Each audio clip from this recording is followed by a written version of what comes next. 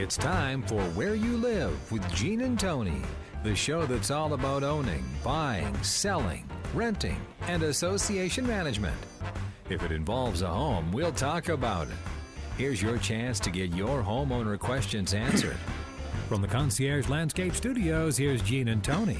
Needed the shelter of someone's arms, and there you were. Needed someone to understand my ups and downs, and there you were. Good morning and welcome once again to Where You Live with Gene and Tony. I'm Gene Sullivan. And I'm Tony Crockett. Good morning, Gene. Good morning. We've got a lot to talk about on the show today. Our first story, there are homeowners that are saying that they want the city where they live to step up and take responsibility for road repair. We'll talk about that situation here shortly. And how long is a homeowner responsible for payments to their HOA when they're in foreclosure?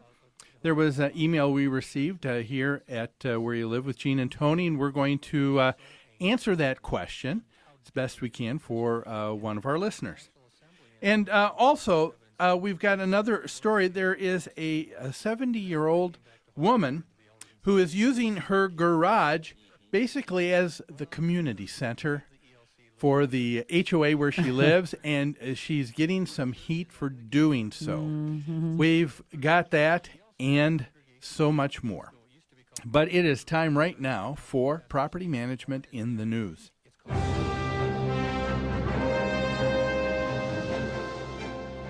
Property Management in the News is brought to you today by Pest Control Services. When you need to get rid of unwanted pests in your home or rental property, you want to call someone who's responsive, professional, and a proud member of Angie's List. That's owner Greg Keener. Give him a call at 952-894-9748. That's Pest Control Services. Well, our story today comes from Hernando, Mississippi, and it said, Road stirs residents' ire. There's a request by the Edgewood subdivision residents that the city of Hernando should accept ownership of a private drive which has fallen into disrepair that was recently rejected by aldermen Tuesday on the grounds it does not meet city standards. Residents who live along that narrow street have it pockmarked from crumbling asphalt. It's known as Yes. alligatoring. That's it. I don't know that that's a word, but I know what they're referring to. It's a word in the asphalt business. Yeah. Well, yes, you have an alligator asphalt top. You're basically talking about it is broken down, so it just looks like just little chunks like the back of an alligator. Right, yes. that's right. And so the Edgewood residents, anyway, have been asking that the city pick up the tab, which would cost more than $57,000 to repair the street. Instead, they want the city, of course, to accept the street and make the necessary repairs and to take ownership. Residents appeared before city officials not only to make their request, but they argued the point. They said this is not a private street, and their proof of that was they said, well, it's been given a name on city maps, and it's even on Google Earth, which suggests it's a public street. So I guess that's the definitive proof that if you have a name of the street. Yeah, that was their argument. And the city said there's no doubt that the records show that this is indeed a private street. Just because something has a name doesn't make it a public street, they said. And one of the homeowners in the association said, this road is getting constant abuse. All we're asking for is the city to step up and take responsibility. Tony, this story here, I've got to say I am just always amazed at the buck passing that everyone wants to do all the time with things that are their own responsibility. Yeah. And in this case, they feel that the city needs to be responsible for this street. And it really sounds like it is more of a driveway. It serves only 6 homes in this little homeowners association. And from the inception, that driveway has been the responsibility of those homeowners, it sounds like. But, Gene, it always gets down to a matter of money. Obviously, these homeowners don't have $57,000 to repair this road. So they're looking, I think, wherever they can to get the road repaired. Yes. One of the things I don't think that the homeowners understand, though, in this particular case, any time that you're talking about issues of money, even with the city, they fail to remember that the city will just turn around and assess them for that anyway. Yeah, that's a good point. If let's say the city of Hernando did accept responsibility for these repairs and made these repairs, what would happen? They would go ahead and make those repairs, and then they would divide that up on everybody's property taxes be paid. That's right. And maybe over a period of a few years, Sure. as opposed to all at once. Yeah. But the homeowners that use that road would pay for it. But, the real issue here, and we hear this quite a bit, where folks, especially after this last snow season that we've had, with people that have paid so much money, a lot more than they had anticipated in snow removal. A lot of associations are asking, can we give some of these streets in our association back to the city, because they're thinking along the same lines. We want to not have responsibility, and ultimately you can't take that responsibility away. Well, it's not uncommon. As you said, we've seen lots of new developments in the metro area of Minneapolis and St. Paul over the years who, from the inception, from the idea, before the ground was even broken, the developer had agreed with the city that the streets within this community would be private property and would be maintained. I mean, that's part of the negotiations with the city to even do the development, right? Oh, that's a very good point. That's agreed. And it does come up then years later that the community says, wait, we can't afford to plow these streets and put salt and sand down and repair the asphalt every year.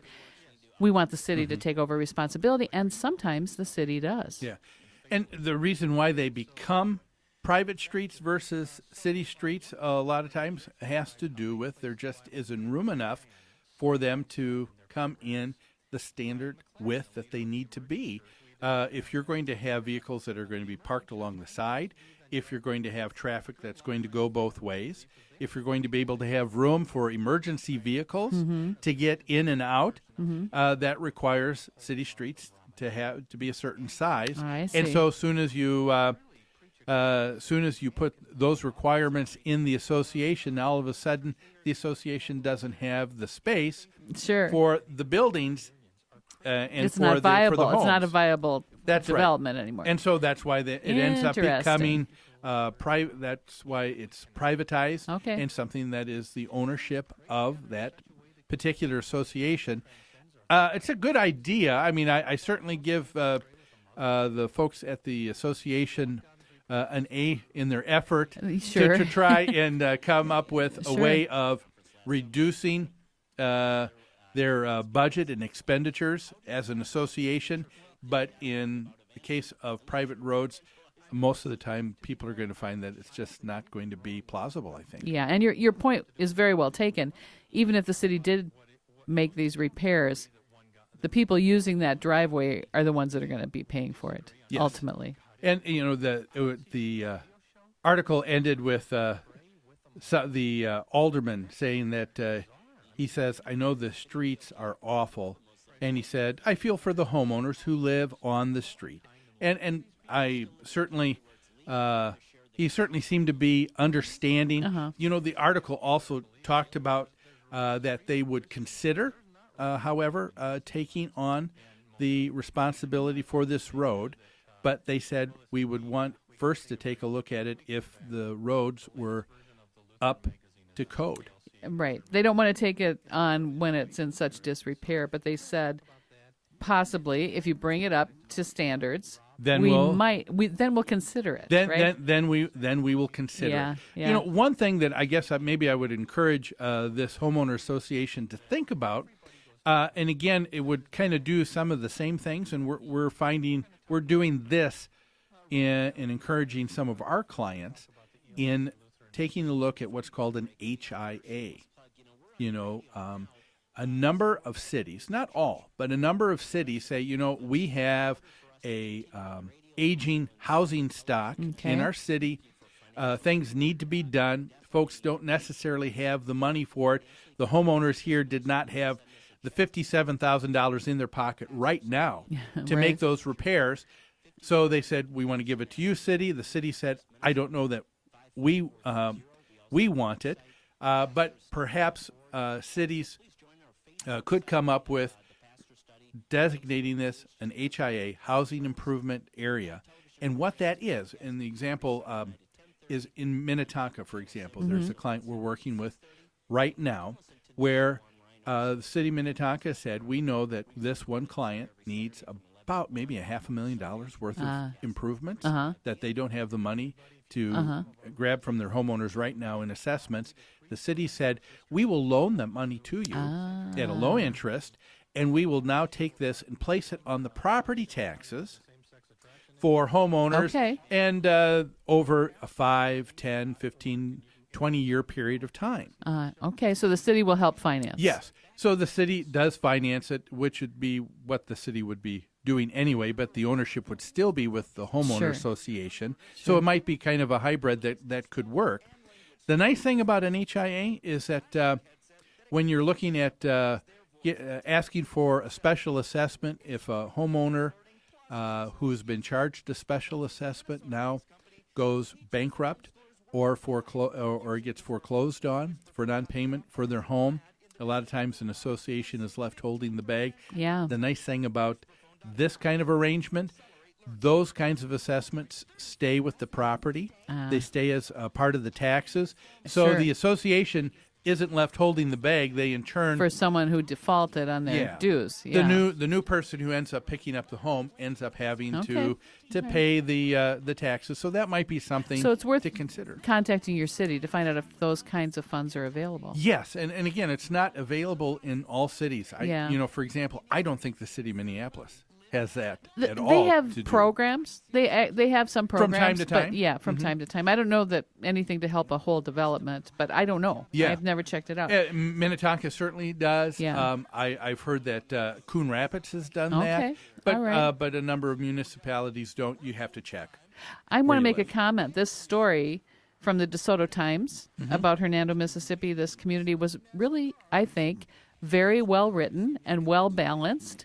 They refrained from using inflammatory language in the article. They didn't seem to weight it in favor of either side, which is, we see that in the media all the time. Yes, they reported the facts. So yes, straightforwardly. So that's a good point. So we tip our hats off to the DeSoto Times Press. Yes.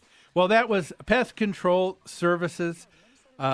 Sponsored event here, Property Management in the News, brought today by them. We're going to take a quick break right now, and when we come back, we're going to be answering a question that a homeowner asked us earlier this week by email. How long am I responsible for the payments in my homeowners association when my home is going into foreclosure? We'll deal with this after this break.